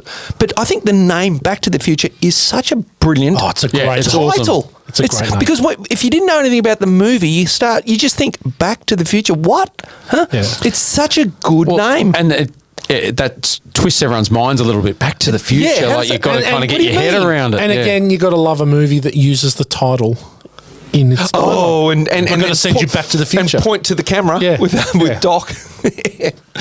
What do you got for list of this? Okay, so Ronald Reagan was so amused by Doc Brown's assertion that, you couldn't be an actor, be a president, that Ronald Reagan actually used it in a speech where he said, as they said in the film Back to the Future, where we're going, we don't need roads. Oh, no way. Yes, Ronald Reagan quoted Back to the Future. That is funny. So funny. So funny. Holy Ronald Reagan would have loved Michael Keaton. Alex Keaton. Alex because he was a massive supporter. Yeah, he was. Because in Family Ties, he had a Ronald Reagan. Did he have a Ronald Reagan poster on his bedroom wall? Yeah. They referred to him a lot. Yeah. So Christopher Lloyd said he always wanted to do one more movie where Marty and Doc went to ancient Rome. Oh, God. Thank God they didn't. Yeah. Yeah. No, they didn't need to. I actually heard that Robert Zemeckis and Bob Gale, the writers, have the rights to this movie. Yes. And they've actually said that there'll be no remake of it ever in their lifetime while they're alive, which is really good, because anything you do this movie, you're going to ruin it. No, you're just going to make something that's not as good. Yeah. Like, it's iconic. You can't make them go... I mean... It'd be the same as remaking Jaws. You just cannot remake some of them. You can't do it too. You can't. You're going to make something inferior. You will. You can't capture lightning in a bottle. Come up with something new, guys. Yeah, please. I got one more quick... Oh, are you done, Marty? No, you go. I've got a couple. I got one quick one. That at the end, when they come back and Biff's out cleaning the car, and then George's new book turns up. Yes. They were actually going to make him not an author. They were going to make him a boxer. Which would have been a good little twist. That's kind of funny. After he knocks out Biff, but not with that nose, he wouldn't survive much. No, but that was the thing. That he was going to be, been a professional boxer, not an author. That would have been kind of funny. Pretty cool. Yeah. So we talked about Eric Stoltz earlier, and he went seriously method, which was part of the problem, I think, on set, that he would only answer to the name Marty. So much so that when Christopher Lloyd was told that Eric Stoltz had been replaced, he said, "Who's Eric?" He thought his name was Marty. Yeah. Oh, really? Yeah. Stoltzy, eh? An amazing tidbit here, though, from the day the film wrapped to the day it was released was only 9.5 weeks. Oh, shit. It sounds like a movie. Yeah, it does. A good one. Yeah. Walks in it. That's incredible. Very, very short lead time for post-production. Incredible. Especially for the effects look pretty good. I didn't mind it. For the time, I think that there's not many where you went, that really looks bad. No. I don't think there was. I suppose, well, in saying that, by now we would have done a instant review reaction to Indiana Jones and the Dial of Destiny. Yes. And I've got a little bit of a umbrage with some of the effects in that film. Yeah. And it's 2023. I know. And I had less concerns with a movie made in 1985. No. So I suppose they had to rely on, being practical. But there wasn't too many. I mean, like a stunt, slide that car into the horse manure truck. And there was only a little bit of when the car goes into the future, it actually disappears. So you don't really have to... There's not a real lot there, is there? It just disappears. When the car runs away, like when it goes towards the cinema, when they're going back, like that, like I said before, the fire on the road looks good. When it goes through their legs, you can just you can tell it's superimposed on the ride because they're standing in it. Yeah. And it's not hurting them. Yeah. But that's about the only one little thing. Apart from that, I thought all of it was really good. It looked good. It did. Okay, that's it. Anyone got anything else? Nope. Okay, 1 degree of Kurt Russell, Damien Giles. You've got something here? I do. I have Alan Silvestri. He did the score for Overboard. Okay. Oh, wow. Nice one. And I've got Robert Zemeckis. Oh. He directed Used Cars. Kurt Russell started. Oh, okay. And the same suit that he wore in Big Trouble in Little China. There we go. Okay. We got 2. Well done. Yeah. Notable quotables. G-Man. Take it away. We really, look, there's a heap here. Like, where we're going, we don't need roads. Yeah. There's so many. There's in a there. heap. There's tons. Yeah. I like you're going to see some serious shit. Yeah, that that's a was good one. really, really good. Yeah, I Great Scott. old Biff, why don't you make like a tree and get out of here?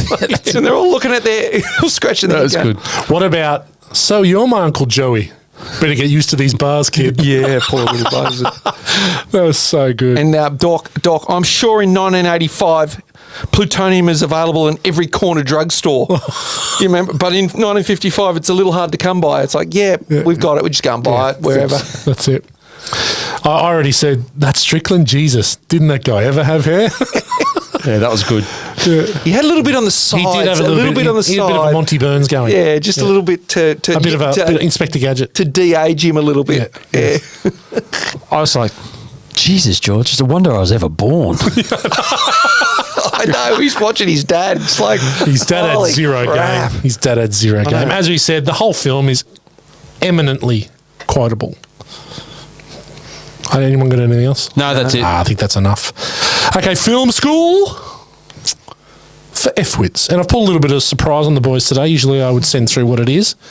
Well, But sometimes. in honour of the famous license plate, Oh yeah, it's spinning Out of time. around. Out of time. Yep. I'm just going to go through some of the other famous, well-known license plates in cinema. Okay. And we're going to start with the 1975, or could be the greatest movie of all time, Jaws.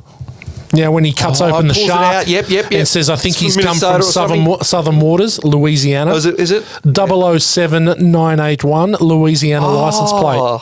Now, I'll get to something at the end here. So then there is the famous Seinfeld license plate, Kramer's Ass Man. Oh yeah, that's right. When he gets the proctologist, he gets the proctologist job. There's the ass man, it's the ass man, and he's in the car with George's mum. He stops short. I'm some ass man car. You think you're the ass man? And a movie we did a few weeks ago, Ferris Bueller. Do you remember the license plate on that one? Nope. Nervous, Nervous. Nervous. Right. Okay, and again, another movie we have mentioned today, Rocky IV. Now, Rocky does one of the great montages after Apollo dies and he hops in the Lamborghini and No Easy Way Out's playing. We're not indestructible. Baby, better get that strength. And it pans down. The license plate on his car is Southpaw.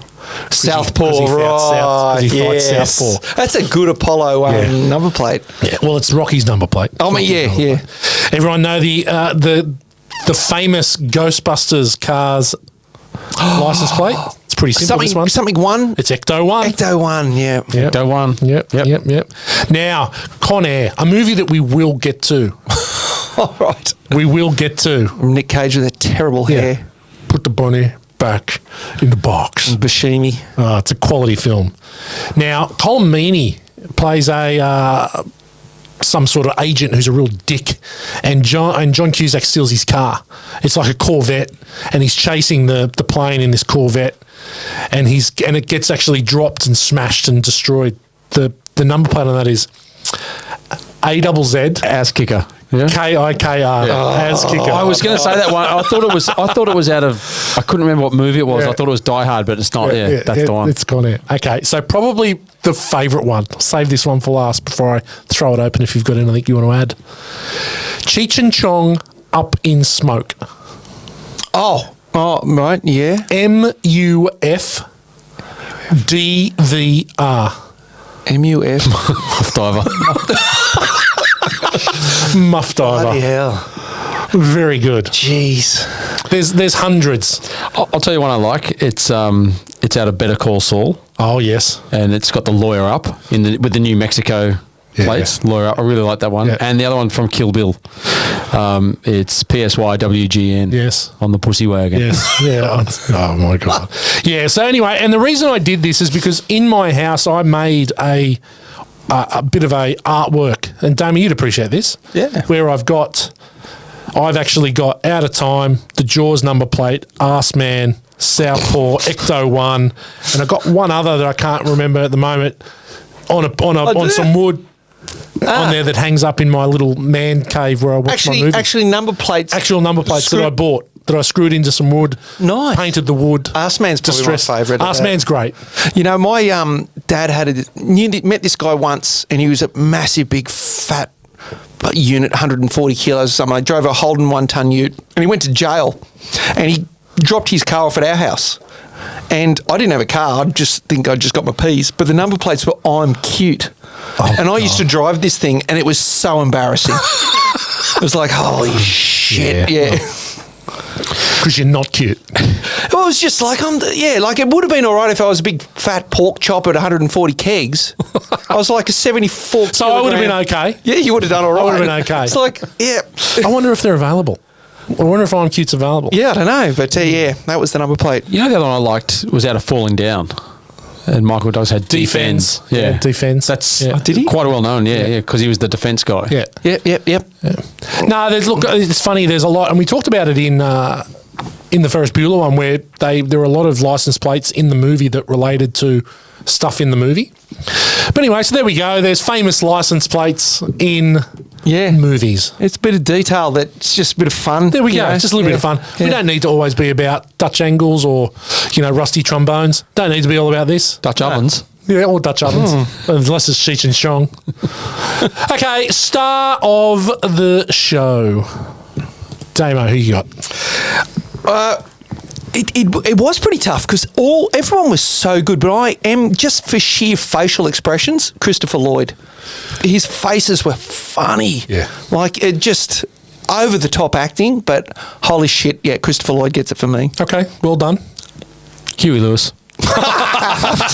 Yes, that's true. But I will also say, I mean, Michael J. Fox is really good, and you can really see how good an actor he is in this film, and he lights it up. But the Easter eggs, all the like you talked about, Damo. Oh, right, all the setups, and then they go Chekhovs. back in time.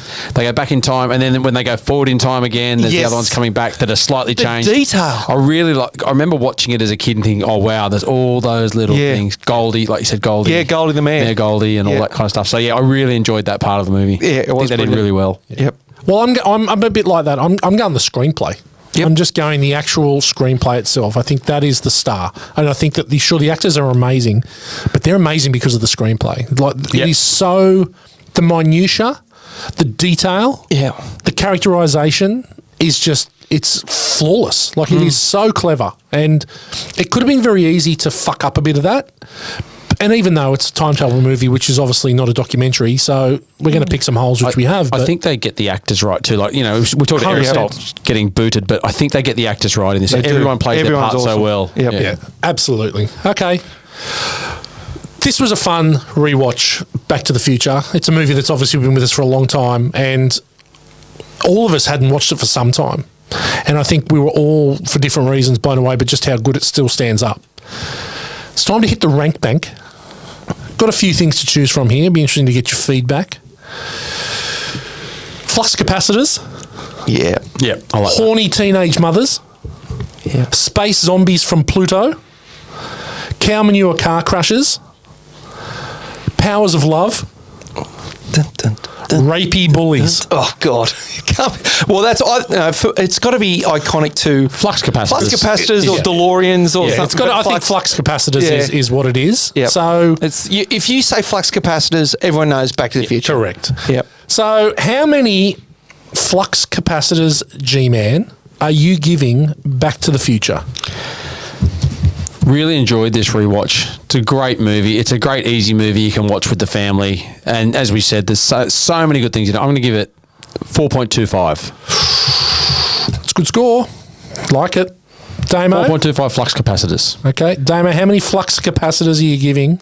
Yeah, so I originally, when I watched it like over 20 odd years ago, and I watched it a few times, I thought I loved it, and then I stopped. I didn't watch it again because I thought I know it so well, and I've had opportunities to watch it. But I don't feel like watching it. I watched it this time. I absolutely loved the whole time, everything about it. I give it 4.5. Nice. I really enjoyed that movie. Okay, we talked at the start about whether this is the perfect movie. And from the scores we're getting, we're saying that it's pretty damn close. I'm giving this 4.75 flux capacitors. I don't think it's... I love this movie. And to be honest, I've given Big Trouble in Little China 4.75. Yep. And everyone knows how much I love Big Trouble in Little China. I really enjoyed it this time. Yeah. I saw it in a different light. I thought it was sort of flawless. Like you can find things to pick about it. Sure, it's time travel, but sort of flawless. It really is. No. Okay, G-Man, how you going with this? Do you need some help today, or have you nailed it?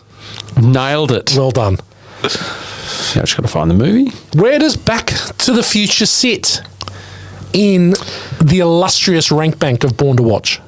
Okay, so this gives us a rating of 4.5 flux capacitors, which is right below 4.67 magnificent cocks for three billboards. Oh. And it's equal with The Thing at 4.5 flamethrowers and 4.5 fava beans for Silence of the Lambs.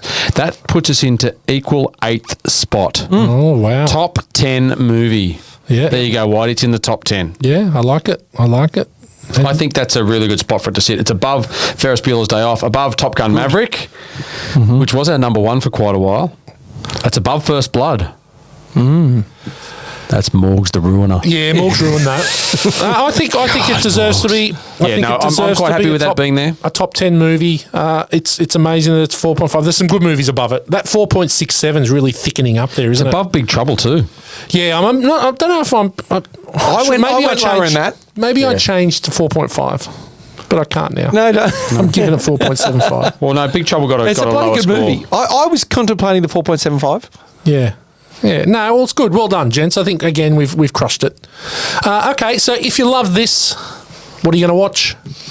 I'm going back to the Rod Taylor, The Time Machine, with the original, the Eloy and the Morlocks. It's such a good movie. Even the Guy Pearce one's not too bad with Samantha Mumba, but that original Rod Taylor one is a freaking good movie. Yeah, Aussie. Rod Taylor, Aussie. Yeah. Yep, love it. Played Winston Churchill in Inglourious Bastards. Mm-hmm. There you go. Ray Winston? No, Rod Taylor. Oh, Rod Taylor, sorry. Yep. Who you got, G? I've gone for an English movie. I've gone for the movie About Time. Ooh. Have you seen that? Yeah, that's got... Domhnall Gleeson, Rachel McAdams. Yeah. Anything with Rachel McAdams you can watch. Right. Bill Nye. So that's a movie where he's 21 and he finds out from his dad that the men in his family can time travel. Yeah, and then he goes back and he can change different things that happen, and he wants to get himself a girlfriend, but then he finds out that you can't change everything for the good. Yep. And it's a really good feel good movie. It's worth a watch if you haven't seen it. About Time. It's I don't know how old it is. Maybe 10 years old. Maybe it's not even. It's maybe it's probably 2010. Maybe 2010 be about right. Yeah, around 2010. Okay, I'm going with Hot Tub Time Machine. Oh yeah, fair enough. Okay, and I don't need to explain anything more than that. It's one of the funniest movies you will ever watch. The sequel is a flaming piece of shit. Mm-hmm. Do not watch the sequel. But the first movie, John Cusack, Craig Robinson, hilarious. Hilarious. Yep. Nice. Okay. That's it. Another episode down, and we're going to say farewell to the G-Man as he travels to greener pastures for a couple of weeks. Yes, I'm out for a little while, team. Got the real world calling, so I'm going to be away. So Dan will be back in the hot seat, which will be interesting to see how that goes. He's had a bit of time off to sort of hone his skill set, and we look forward. But Damo's not going anywhere, at least for a couple of weeks until he gets a week off. Yep. And then... I'm making a captain's call here. We're going to make it quite topical. And the next movie we're going to be doing is Mission Impossible Fallout. Okay. In honour of the release of Mission Impossible Dead Reckoning Part 1. It looks to be pretty cool. Looks awesome. I've seen the preview and it looks awesome. Yeah, and we might even do a little instant reaction or a little quick no spoiler review to Dead Reckoning when that comes out. We hope you did enjoy the little review that Damo and I did for Indiana Jones and the Dial of Destiny, and maybe you've made a decision to see it or not see it because of that. That's what we're here for. That's for sure. But don't take our word for it. Go and be disappointed yourselves. Just joking. Just joking. For me, I've got to go watch it. You got to go watch it because it's see it on the big screen. It's Indy. I got to find out. Yeah. I'm a bit worried about being disappointed, but Indy. Yes, Salah. you go first, Salah. Indy. Bad dates. Snakes. Why'd it have to be snakes? Okay, and on that note, we'll see you next week for Mission Impossible Fallout. See you, slackers, and go and watch Fortress if you can, people. Great Aussie movie. I recommend it. Good tip, Gale. Okay. I might just do a George McFly laugh. It was terrible. That's what it's like. All right. See you, watchers. Bye.